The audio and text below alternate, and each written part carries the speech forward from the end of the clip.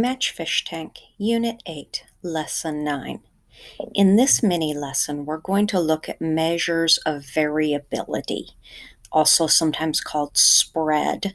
So the variability of a data set is how much the numbers in a data set vary from each other. We sometimes look at it as being really spread out if we're looking at a dot plot or a histogram. And there are a lot of ways that we can examine this, but two of the most common and the most useful are range and interquartile range. So let's get started with this.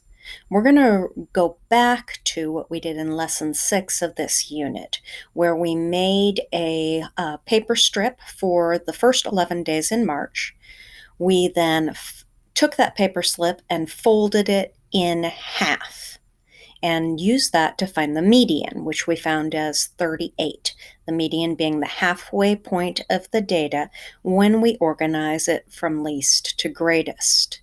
Now we're going to do that a couple of more times. We're going to find the median of just this half that we see here. So to do that, we'll take our paper strip, our half one, and we'll fold that in half again. And you can see that 31 is our halfway point of our lower half of our data. Now, as you can tell from the little strip here, this is 1/4 of the way through the data set, 1/4 of the data set. Here's halfway through the data set, that's the median. Now we're going to find 3/4 of the way through the data set. So we'll take our paper strip A again.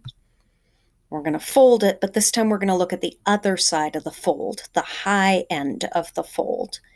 And we'll fold it again. So now we've found the top quarter, or the top 1/4 of the data set. Let's take a look at this in a way that we can see all of the numbers at once. Here are the numbers in our data set, the first 11 days from this imaginary March. Maybe it's a real March, I don't know.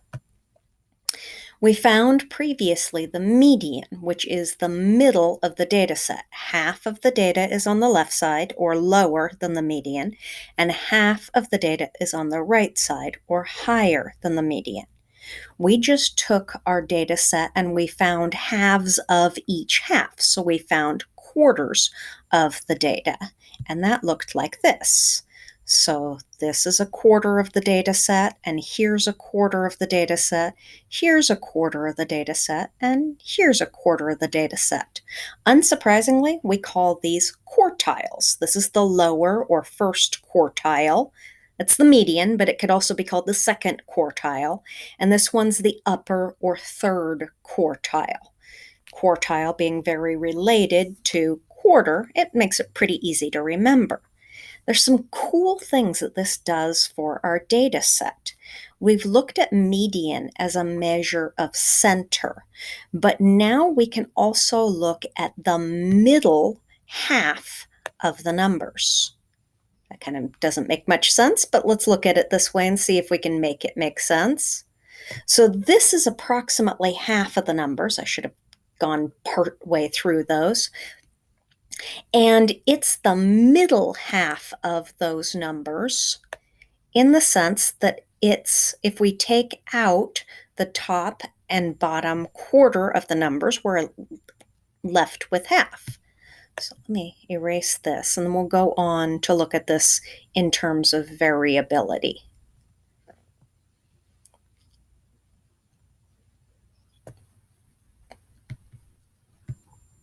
So these are called quartiles, as I said. And going back to variability, remember we said how spread out the data is. One way to look at that is the range. To find the range, we take the greatest number, sometimes called the maximum, and we subtract the least number, sometimes called the minimum. In this case, there's a range of 43. Remember, this is the temperature on days in March, and a range of 43 degrees is a really big range.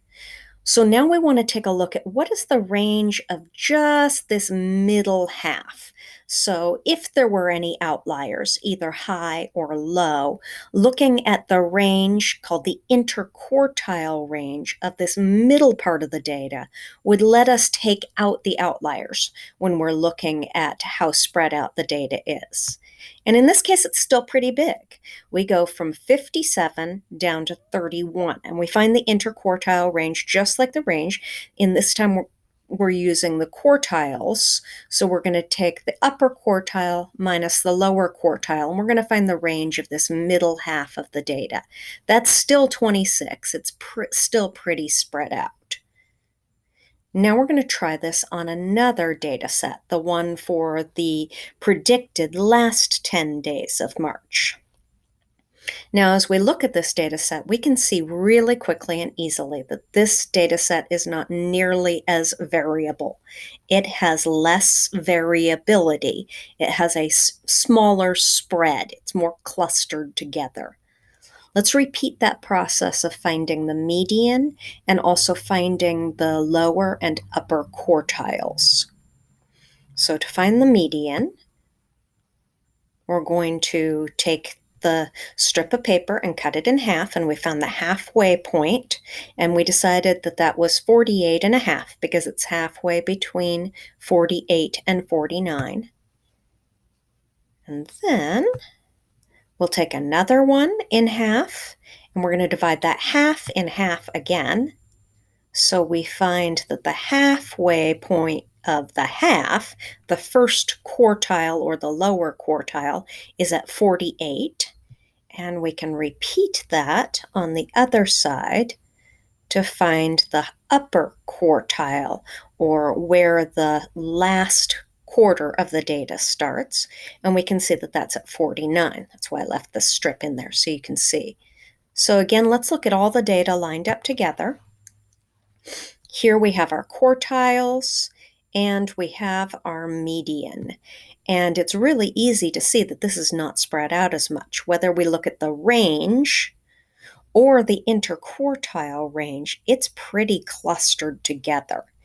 And remember that interquartile range is telling us what the range is, what the variability is on the middle part of the data.